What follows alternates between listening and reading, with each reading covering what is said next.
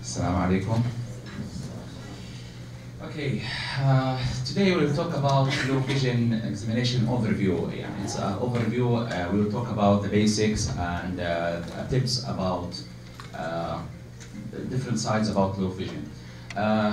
First of all, you know that a lot of people they don't know who's a low vision patient, even in the medical field. I'm not talking about ophthalmologists or senior optometrists. Maybe juniors or people in the medical field, they don't know who's a low vision patient.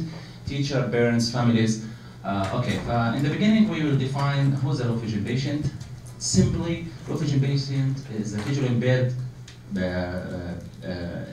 not improving with standard glasses or contact lenses, medication, surgery. And he finds difficulties to do the daily life activities like watching TV, driving, or reading, or writing. This is the most simple definition. The WHO definition for low vision, impairment of visual function in the better eye, even after treatment, his VA less than 618 and his visual field less than 10 degrees. Okay, and there is an example of variations in the term of visual impairment or visually impaired according to the World Health Organization levels. They classify it to moderate, severe, and profound. Okay, when we're talking about the causes of visual impairment, they are a lot. I try to classify it, depend on the retinal diseases. We have, for sure, most of you know it, macular degeneration, diabetic retinopathy, myopic degeneration, retinitis pigmentosa, Stargardt gardens, and retinal detachment are obese. This is the most famous causes. When we are talking about the optic nerve diseases, for sure, glaucoma, optic atrophy, ischemic optic neuropathy, or lepromaurosis. We have other causes, for sure, cataract, keratoconus, corneal scanning, stroke, cortical visual loss, albinism, nystagmus, coloboma, also ocular traumas, amblyopia. Okay. When we want to do a low vision exam or low vision care, this is the structural low vision exam. We should start by the case history and divide it to ocular history, medical history, family, education and occupation, visual difficulties and other limitations, a previous low vision care if the patient had it. Then we'll talk about the examination. We should go for distance, visual acuity, near visual acuity, and we'll do refraction. Then we will go for visual function test, color vision, contrast sensitivity, and great visual field. Then the other services, ocular health assessment, evaluation of the devices, instruction and device training, very important, dispensing of the devices, additional services, and counseling. We are talking about rehabilitation, which is very, very important. If there is no rehabilitation, maybe the low vision exam failed. Okay? First of all, I prefer to call the patient by yourself. This is good advice. Most of the very expert people in the low vision field call the patient by yourself. Why? When you call the patient and let him walk in front of you, you will observe a lot of things. For example, the posture of the head. Is he cautious? Is he bumping to objects? Is he need someone to guide him? Is he using white cane? Is he squeezing his eyes? Too much sensitivity or glare from the lights? Can he, maybe will see the contrast, he be able to hold, for example, to open the door by himself or cannot. You will observe a lot of things. Give you a general idea about the patient, talking about patient observation. This is my way in the clinic, calling the patient by myself. Okay, we will start by the case history, usually done before the exam, 1 day before or hours before, or at the same time of the examination, but should be in very, very detailed case history. You should ask the patient about specific needs or goals stated by the patient, indoor or outdoor. General goals from the patient will make you lost. Should be specific goals. He wants to read. He has difficulties. For example, he want to watch TV or work in the computer. But you know, I can see in my life. I have a lot of troubles. This will not help you, or even you will be not able to help the patient. Should be specific goals and very clear goals. Then specific goals determined by the history. Sometimes will come new goals during the rehabilitation plan. Maybe the patient starting to learn about the rehabilitation, then he will his horizon and thinking expanded, so he will tell you about the new goals during the rehabilitation plan. Ocular history is very important. You should ask him about the onset. If it is a child, you ask the parents, or you will ask about the medical report. Symptoms, the progression. Is the case stable, or it goes progressing by the time? For example, retinitis pigmentosa, most of them telling you it's getting worse with years. Past, current, planned surgeries or treatment. Is he going, for example, cataract surgery? Maybe he will improve after it. Is he going for Avastin injections, for example? Sometimes they are improving after the Avastin injection. Okay. Current previous, what? Anybody talk? Okay. Current previous use of spectacles. You should ask the patient, is he using glasses or low vision devices? If it is present, how is it with him? Is he okay? He's happy or not good anymore? How is it? Is it broken, scratched, or still in a good shape? And you will ask him about the visual abilities need, distance, intermediate, and near. Most of, for example, the old people, they tell you, I want to read Quran. I don't watch TV, I'm very old, I'm not driving, I'm not going at home too much, I want to read Quran, just please help me for that. Okay, you should be specified with the patient about his visual abilities. And sometimes you are asking about the eye preferred, which one you preferred. So, because some devices focusing on one eye, so you describe the device for the better eye. And we should ask in our case, the ocular history about the adaptation regarding light or dark. Most of the visually impaired people, they have delayed adaptation. They are going from, for example, from home, they are going for their work or the mosque. When they are just open the door or go out for the sun, will be very delayed adaptation. Sometimes up to 15 minutes. The patient tell you, I'm seeing whiteness or I can't see. And the opposite, when they are going from light to dark. The most famous cases are retinitis pigmentosa. Usually they are complaining about delayed adaptation. The health history, we should ask them about their general health review. Are they diabetic, hypertensive or not? Current medications, because you know some medications can affect the ocular status. Is there hearing or other impairments? For example, people with Usher syndrome, usually they are deaf, combined impairment. Visual impairment and hearing impairment, orthopedic limitations, self-care need, is he can, for example, for diabetes, he can read the instructions or he can inject himself with the insulin, and physiological considerations, denial and depression.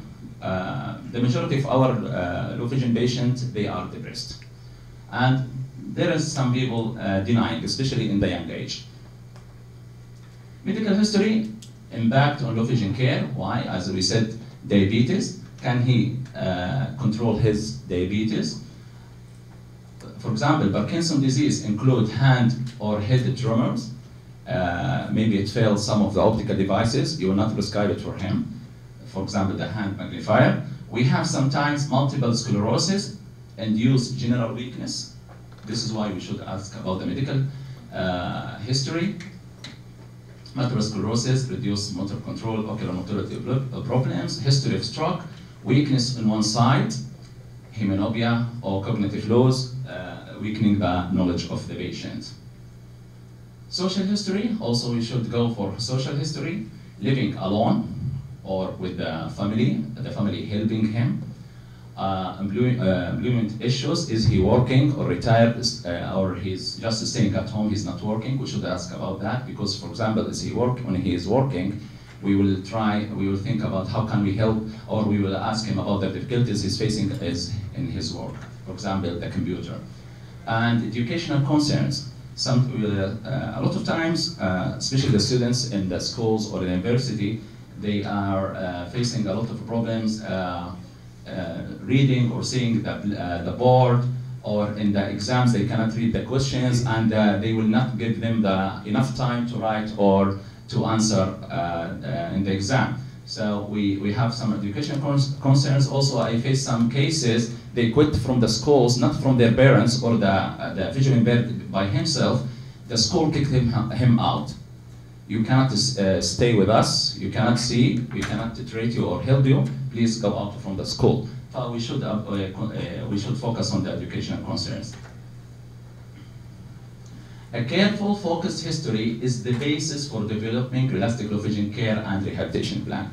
The history is very, very important because you will see and you will ask and you will take from the family, from the patient, and by yourself, you will make a complete idea about the patient needs. Then we can decide how can we give him the best low vision care and the best rehabilitation plan.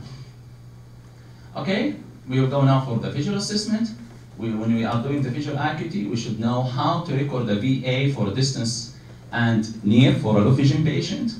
Please don't use counting fingers, hand motion, or light projectors. The projectors in our clinic, the old type projectors with the bulb, okay? Why we shouldn't use the count fingers and hand motion? Because this, for example, the size of my fingers is not the same size as yours. The color, the background, the light, it doesn't give numerical number, okay? It a false reading, and try to not use this kind of measurement. Use Philip-Bloom acuity chart. It's a movable. It's give us big range from 2010 to 2014,000. It's giving us a numbers. So it's give you, for example, the one follow up with you or the ophthalmologist, a numerical number, a numerical fact. As I said, the projector charts usually poor acuity because low contrast. It's better to use ETDRS charts, the Logomar design, or the RIA symbols. So you have examples here. This is the RIA symbols. And this is the ETDRS. It's movable. You can measure from 3 meters, 2 meters, 1 meter, even sometimes half meter. It's okay. And this is the Philip-Bloom, coming one number or two numbers in a row, or sometimes 3. Okay, visual acuity assessment.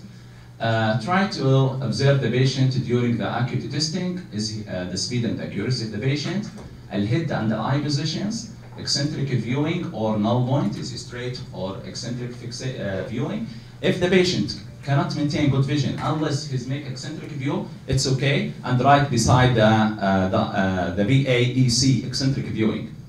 But this is his right to see. If he's, for example, with the eccentric viewing, he'll be able to see 2050, for example, straight 2200. No, we will not consider the 2200, we will consider the 2050. Consistent errors is making a lot of errors because maybe scotomas. You don't know, when you start, you don't know about his visual field and his scotomas. Look for the errors. What about the peripheral field defects? You will see it or you observe it by missing one side of the charts or the line. He will miss part of the line. For kids, start with the OU, with adults for sure, OD, OS, then OU, okay? Visual acuity assessment.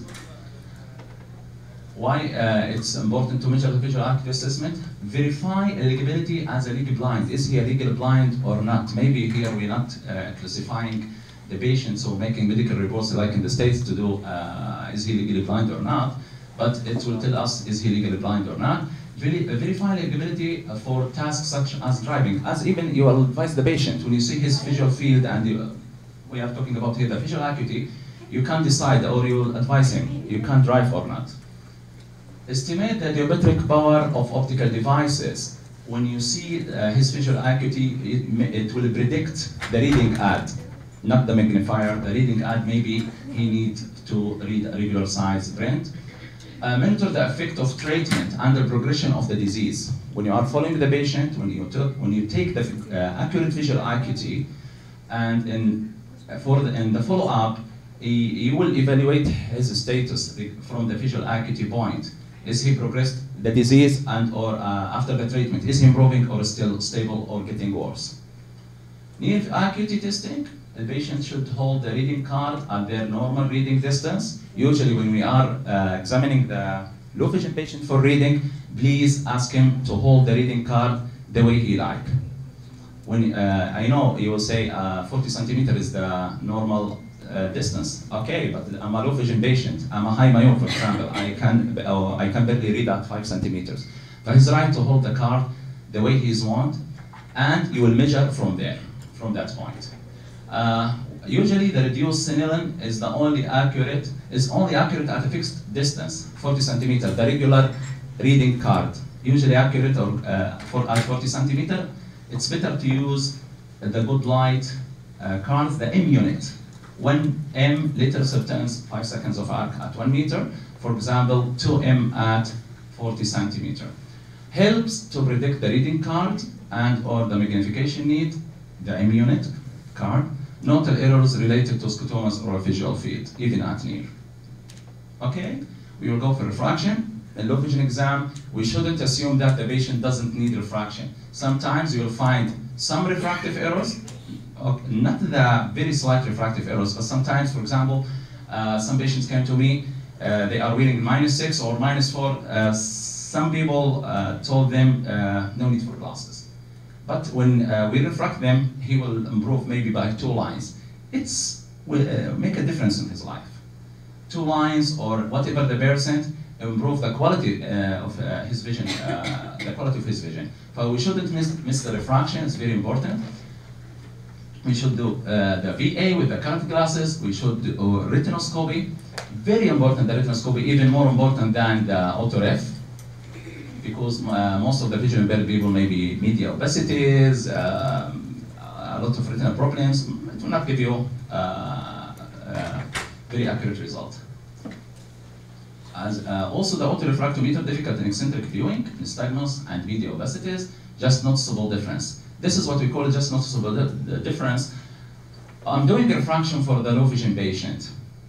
Okay, should I go quarter step, or half step, or 1 step, or I should waste my time changing, looking when he will improve? We should try the just noticeable difference. How can we get the just noticeable difference and understand it? The VA of the patient on the 20 system, the denominator, the lower number in the fraction, we will divide it by 200. Okay? For example, his VA, 2400, we will divide the 400 by 200, according to the law here.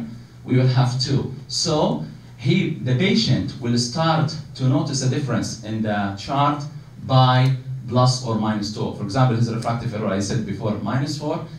The next step, I should try -6. Then he will start maybe seeing a difference. But we'll give him half or 0.75, he will tell you the same. There is no difference. Okay?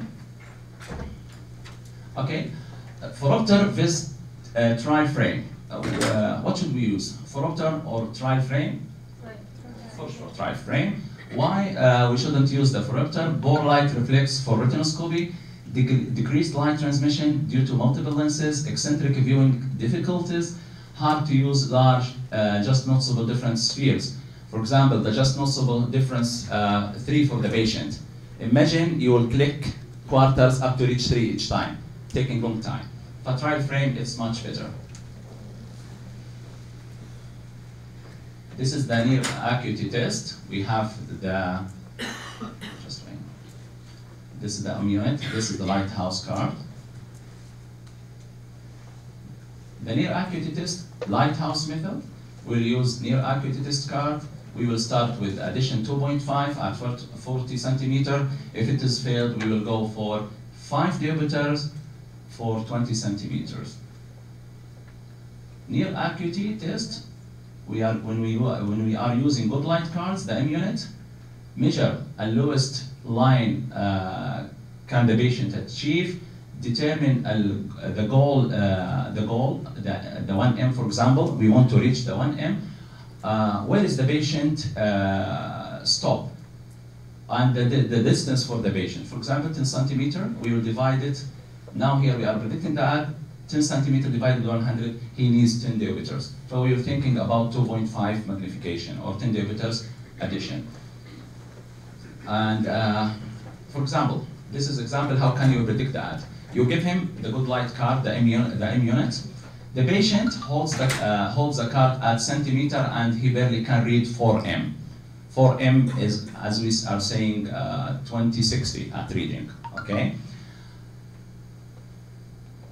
Now we want we will see in the card, I will show you here, okay. This is the 4M, okay? It's written beside it, in the card, it's ready. It's the predicted add is 10 diopter. So the patient, to read the 1M, we need about 10 diopters.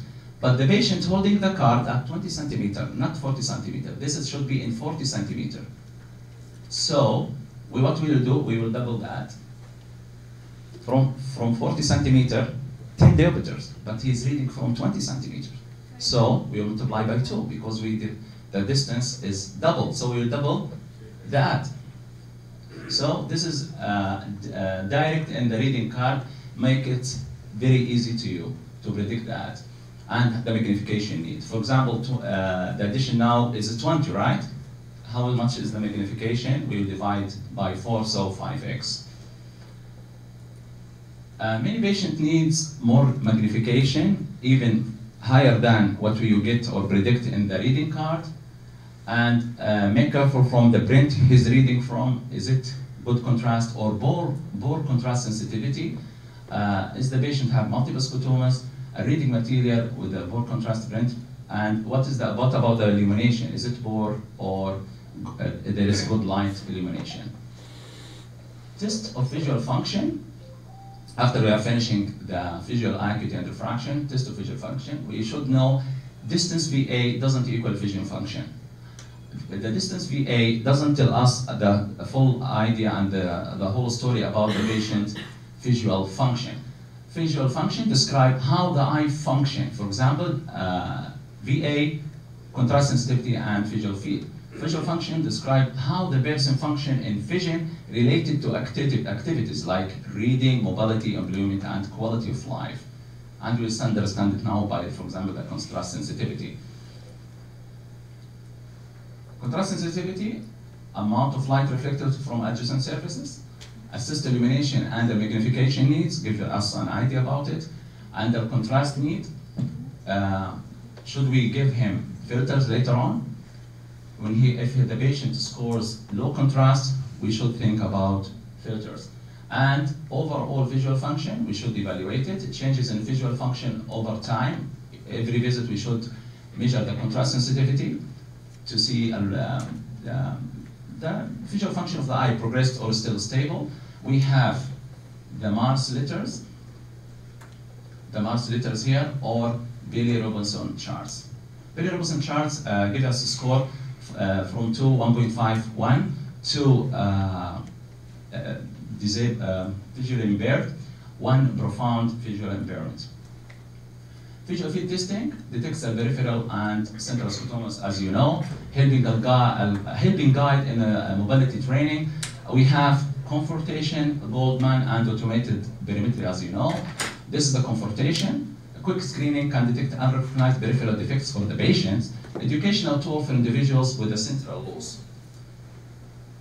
And this is the Goldman perimetry, best for individuals that are visually impaired, give us very accurate results. And this is maybe the old generation, they catch these, and requires a trained examiner. Who's from here can do a Goldman tonometer? 1, mashallah. 2, you trained on it? Mashallah.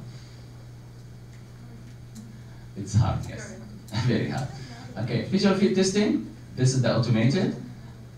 The benefit of it, standardized protocols, independent for the tester, longitudinal database, macular perimetry, this is one of the benefits, and we should use the software SSA Kinetic because, you know, most of you saw that with the patient with the low vision loss, the result will be most of it black, right? Because this is the machine overestimating the status of the visual field, but you should use the SSA Kinetic. You will find it in the Hemfree. The Amsler grid helps to analyze the disturbance of the visual function in the macula, provides an indication of whether a patient will do better with monocular or binocular, indication for ability to use and maintain preferred clinical locus for the patient. which way, which side he preferred, inferior or superior, temporal or nasal. Color vision test, we should ask if the color, about the colors, is it difficult in a normal life? They will tell you, we find difficulty to distinguish even between clothes. Is it congenital or acquired? Usually, when the color vision is hereditary, we'll find it in the visual impaired. We'll find in the visual impaired people, if it is the visual impairment is hereditary, we'll find color vision defects. We have Farnsworth jumbo panel, the D15. We have pseudo-chromatic plates, the Ishihara, but the problem doesn't detect blue and yellow. For the kids, we can do for them color matching, childcraft color matching game, or color naming for the very young. Optical devices. Now we'll go for the optical devices. To prescribe the appropriate low vision device, start with the patient visual enhancement needs. Does he need distance or intermediate or near? Review the results of the test. You should capture what the whole test and investigation you did, the visual function, the visual field, should I do my examination, for example, the near acuity, will the illumination need or not?